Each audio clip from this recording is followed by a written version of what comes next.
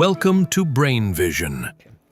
We have some butane or C4H10, and it's at 830 milliliters and 43 degrees C.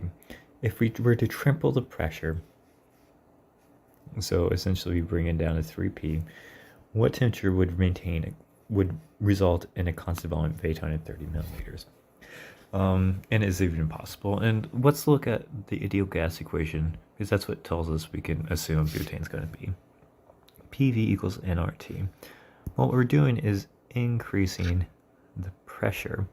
So if we want to maintain a constant volume, if we wanted nRT to remain constant, we'd drop the volume, but we don't want the volume to remain constant, so we'd have to increase the temperature. And maybe a clear way to write this is we're set volume as a constant, and nRT over P is now its equation. So we increase the pressure, or temperature has to increase, so V would remain constant.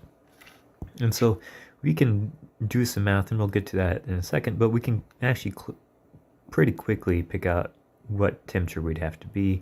Is nRT over P, V is remaining constant, nR constant. So actually let's move nR over, so we get V over nR, because all these are constant. And so we have just T over P. Well, if we increased P 3 times, to make sure this remains constant, we'd simply have to increase the temperature by a factor of 3. So the temperature is directly proportional to pressure. If you increase one by a factor of 3, you increase the other by a factor of 3, and everything else remains constant.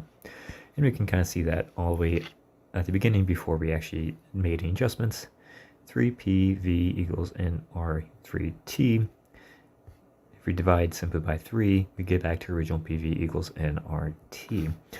And so all we have to do is triple the temperature to offset that tripled pressure. And so we can't simply triple 43 degrees C, because this is going to be operating in Kelvin.